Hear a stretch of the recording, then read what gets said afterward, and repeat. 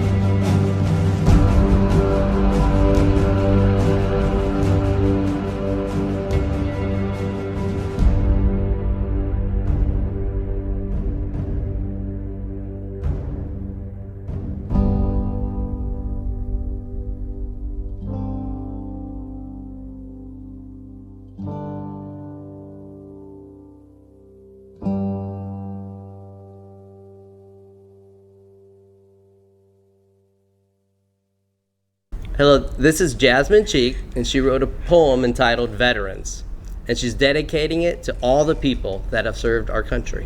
While we stay at home, you are fighting for our home. While we learn and play, you are fighting so we can have a happy day. Standing strong, standing tall, fighting for our country when you could be at home. So thanks to you, and thanks to all who has answered the service call. These are my sisters, Kira Cheek and Mallory Cheek, and the poem is For All You've Done. Standing strong and tall, standing brave and bold, we appreciate you for all you've done. Sending love and lots of hugs, Sending our gratitude and a trillion thanks. for all of you done. Some have survived, Some have died, we appreciate you. for all you've done. Thinking of you because we care, Thinking of you no matter where. for all you've done. Praying for safety as you fight, Praying for peace if you die, we appreciate you. for all you've done. Dedicated to the veterans.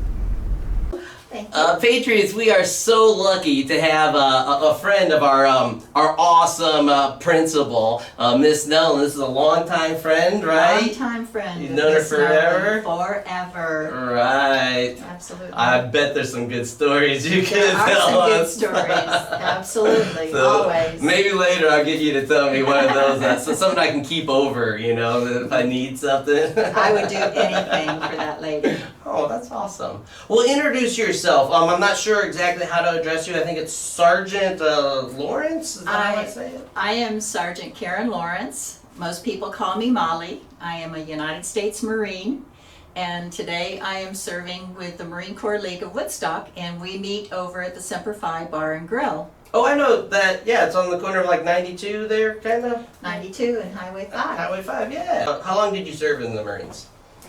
Well, I served 4 years. I served 2 active and 2 reserve. Okay. My wife is in the reserves now. Okay. In the Army.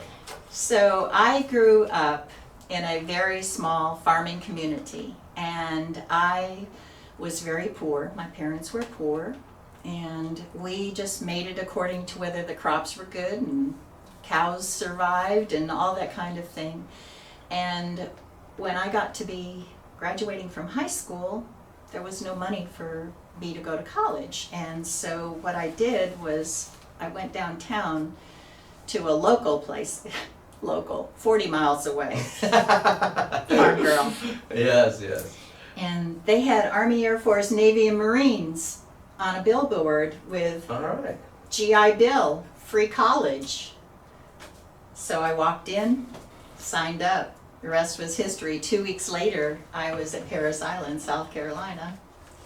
For boot camp. for boot camp. At the end of that, I received one of my very nice honors, which is the reason why I have my nickname that I have, and that is they asked the girls, there were 88, and they asked those girls in my platoon, who in this platoon would you want to be beside you in a life or death situation? Okay. Or if you were in desperate need, who would you pick? And they picked me. Oh my gosh. And so of course they did. that, Of course they did. You're well, I awesome. think it was the farm girl in me. I don't, anyway. That goes a long way. It goes along.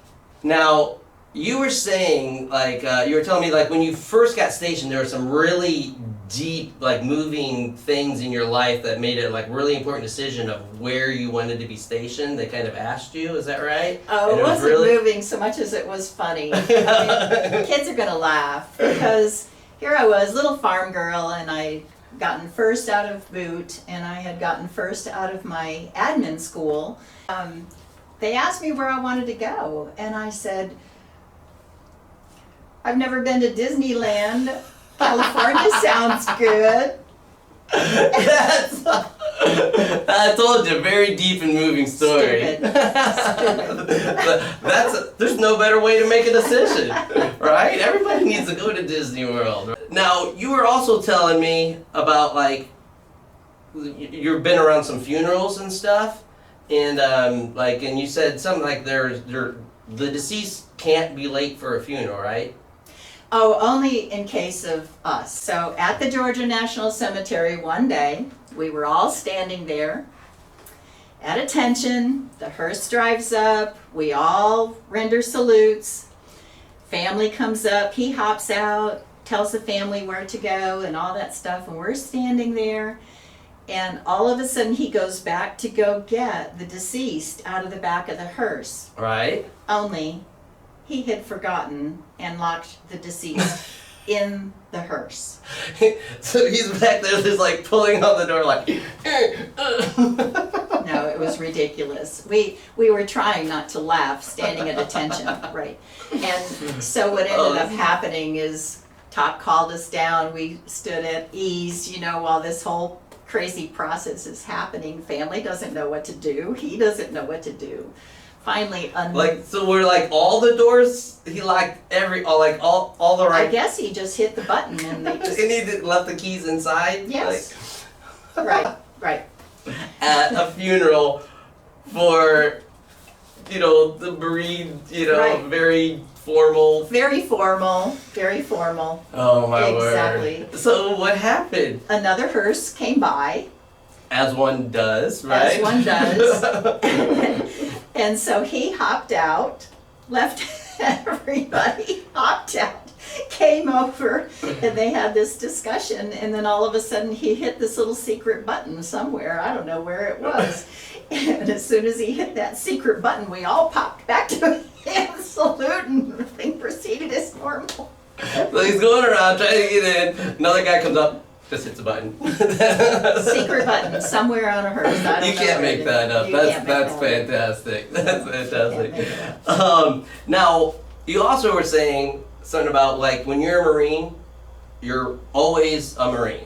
Always. So For a lifetime. so you're still doing things active with the Marines and the services now? Absolutely.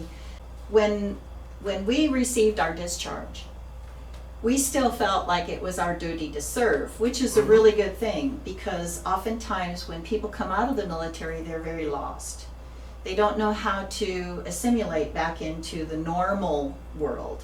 They don't understand such things as disrespect at all. Right. And so it really works out for us because what we do is we serve our community.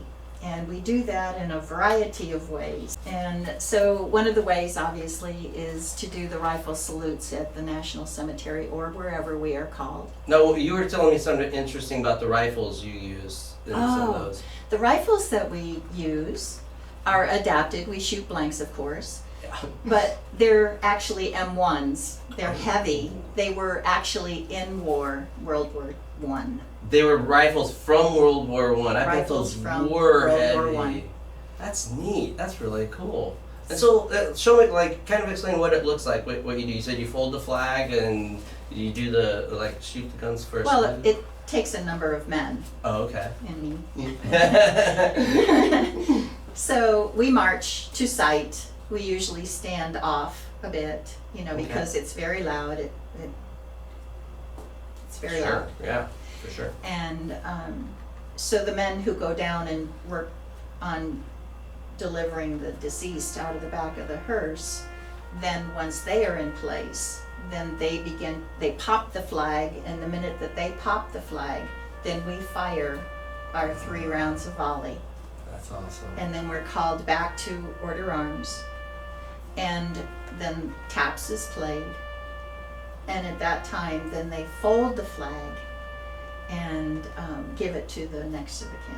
That's And awesome. So you're always continuing to honor the people that you served with, or just that were in service. So like every time like a former Marine or passes away, this is something that you continue to do for them, like no matter where they've traveled in life or have gone in life. But actually, for Cherokee County, we have included any branch of the service. Oh, fantastic. Oh, that's great. Any branch, and we have performed those. The only one we haven't performed is for the Space Corps, but they're a little on the young side Yeah. right now. Yeah, for sure. But all other branches. Oh, that's awesome. You mentioned you go to not just the National Cemetery. There's some other interesting places. Could you tell us any of those? Interesting places. Sometimes military veterans are unique in their choice of where they would like to be laid to rest. And so we've stood in weeds and cactus up to our waists. Cactus. Yes, we had to really shine my shoes after that one. Rock that. We've been in backyards, we've been at churches, at funeral homes, and at cemeteries around the state. That's fantastic. And some of them are like very small, remote cemeteries, but it is what it is. And I know you don't just do that too. You're also active in a lot of other things. Coming up for Christmas, right? You're doing some kind of... We are gathering toys for tots and toys for teens. Never want to forget our toys for teens. Right. And toys for teachers? No. No, okay. No. These are needy kids. Oh. These are needy kids, and so we gather toys, and then they're put in a warehouse and separated out according to age group, and needy organizations come and they gather the toys for their children. Yeah, I used to help with that for Toys R Tots. Yeah, I forgot about that when I first moved down to Atlanta in the early 2000s. Exactly. I remember all those toys spread over this giant gymnasium and organizing them and everything. Yeah. Oh, and Whitney and I did a lot of that also. I bet. Semper Fi Bar and Grill is the Cherokee County donation site. All right, I that know. we're using. I know our school does some kind of thing like that. I'll have to check and see if we can set up something for kids to bring in their Toys for Tots too. So That would be wonderful. absolutely. I'll show We up have with some of such my Marines and come and pick them up. Right on. We have some of the most generous kids. Like we really I do. know. We have great kids at our school. They are awesome. You guys are rock. Something about forgotten and homeless. Correct. John Newport, he is a master sergeant, and he is an amazing man. He was just inducted into the Veterans Hall of Fame, and one of the things that he has done with Dallas is to go into these funeral homes. He found out that some of these guys have been in their ashes, have not these guys, but their ashes have been on the shelves at these funeral homes for 40, 50 years, and that's because nobody, no family, no friends, no next of kin, no one came to identify them and take care of them. I mean, put them in a cemetery. And so what John does, he goes into these places and figures out who these guys, or who the veterans are. There's a way of identifying that. And he finds out who the veterans are, and then we organize it so we have like 5 or 7 of these veterans, and we go up to the National Cemetery and we have a big, huge putting to rest. That's Where so neat. these guys are finally off the shelves, and buried with their comrades. That's fantastic. Mhm. That's Absolutely. awesome. You guys are amazing. I can't believe it. Like even the thoughts of doing some of these things and then actually putting it into action and getting it done. It's fantastic. How many people do you work with at Semper Fi? Is there like a big group? Oh, we have over 100 in our Oh, detachment. You know, and everybody just does what they can do. I mean, anything from, and you kids can even do this. I did this when I was teaching school.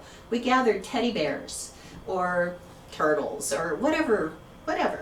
And you take it to the police station or to the fire department and you deliver it and say, use these when you need it. So when they are going to a fire or a rescue or whatever is happening, and they find a small child who is crying, they have something in their trunk that they can give to that small child, and it just helps that child know that they're the good guys, Yeah. that they are the absolute good guys, and that they are to help. That's awesome. Very cool. That's something you kids can do. There you go, guys. You touched everybody from children to teens to adults to homeless, the forgotten. I mean, it's amazing. It's who we do. It's who we do. It's what we do. Right. It's who It we is. are. And like, saying thank you just doesn't seem enough. And I know like a lot of our kids and stuff, when we've been talking about them, and it's like when we see somebody in uniform or something going on, or just like even you like saying, well, thank you for your service. Like when you hear everything they've done and so much that they sacrifice it, like we need to know like how to, like what do we do? Like how do we, what makes you feel grateful, or how do I express my gratitude? How do I how understand. do we think? Okay, thank you. I Save me. understand. Yes. Okay, so I have taught my children and also my students when I was teaching this very thing. My daughter was at a Macy's, and there was an elderly gentleman, and he was sitting waiting on his family to do their shopping. And so she said, I'm going to go over and tell him thank you for his service. He's got a Vietnam cap on. And I said, go ahead, honey. And so she did just like I had trained her.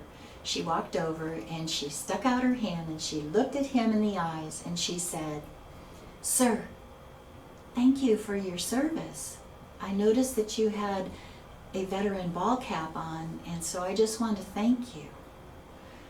And he shook her hand, and she came back and she said, I think he had tears in his eyes. And I said, could be, because you never know what that veteran did. Because I know when I joined for no money. I received I think it was $24 a month. That was my paycheck. Now, yes, the veterans, I mean, not the veterans, but the military paid for my uniform, my housing, and my food, and all that kind of stuff, but that's not very much money, especially if you're trying to put gas in a car or trying to get to locations. But not only that, these guys left their family, they left their friends, they left their bed, they left all their clothes, they left their church, they left their community, they left everything for a new location. Sometimes it wasn't so great. For new friends, they met them for the very first time in the military.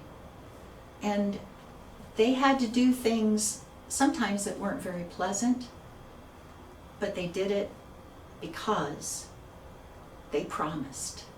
They made a vow that they would serve the United States of America. And that's what we do. We serve. But we were, back to the other story, we were at Macy's and shopping and shoe shopping, and she had sat down and tried on a pair of shoes, and all of a sudden this crippled man comes over and he looks at me and he says, ma'am, I just want to thank you that you trained this child to do something amazing and wonderful. she came over and she spoke to me and she thanked me for my service. And he then was trembling and was about to cry. And I said, well, you deserve to be thanked, sir. You truly deserve to be thanked. And I thank you as well. And so that's what I would encourage you to do. When you see a veteran that serves the USA, we should thank them in every possible way. With a thank you for your service to just a thanking smile. It's important to thank the people that for us would go the extra mile. The people that risked their lives to see the United States of America grow. Those are the people that we should recognize and know. A veteran is a person who protected us with courage, strength, and nobility. To celebrate, thank, and honor them, to me, that is a responsibility. Look at them straight in the face and tell them that you are grateful and thankful, because maybe the first time you might not be totally grateful and thankful, but when you see the reactions of those veterans, you will learn that that's a beautiful thing to do. It is an absolute beautiful thing to do, and you will get more from it than you give. Thank you. One more thing. There is nothing more precious and beautiful and sacred in healing a veteran's heart than a child, than a teen, than a young adult. And you guys, you're all in that category. There is nothing more sacred than that, because that touches them like no other person on the face of the earth. And you have to know that. It's truth. Thank you. Is there any other closing remarks or anything else you want to share to our kids or anything like that? Just that Veterans Day for us is huge. Marine Corps birthday is today, and I love Marine Corps birthday better than my own birthday. And the reason why is because I receive more happy birthdays on this than I do from my family, my friends, from the phone, from For Facebook sure. or whatever. I mean, I receive more happy birthdays on this day. And it's a joyous time because so many Marines get together and heal being together. Oh, sure. They absolutely heal. Yeah, And you can see that. figure out ways that we can do things among our community neighbors and friends again, whether it's welcoming somebody home with fire trucks and flags waving, or Oh, wow, yeah. I mean, you know, we do all kinds of things just to be a blessing in the community. And I'm sure that's healing too, like when giving and showing gratitude and being generous, that's one of the best ways to bring healing into your own soul. You know? Exactly. Exactly. Awesome. Yeah. Very much. Well, thank you so much for your time. Thank you. This is my sister Natalie Cheek. The poem is Thanks to You. It is dedicated to Papa Leo, Matthew, and Major General Randall V. Simmons Jr., and all the veterans that have served our country. The flag still stands because of you. Flag fly high, up in the sky, red, white, and blue. The flag of freedom still stands true, thanks to you. Hey, everybody. Hey, guys. Did you know that Mr. Davis is a veteran? Yeah! Yeah, you know what? We need to thank him! Yeah!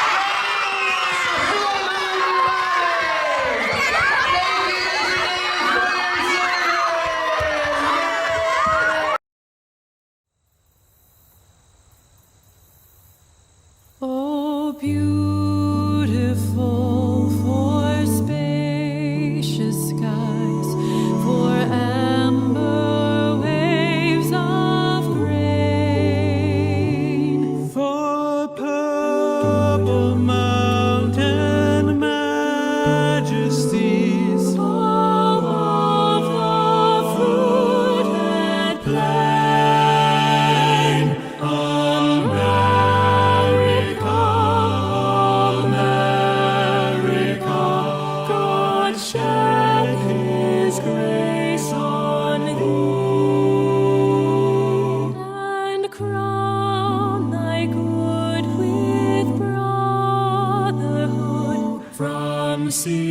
to shiny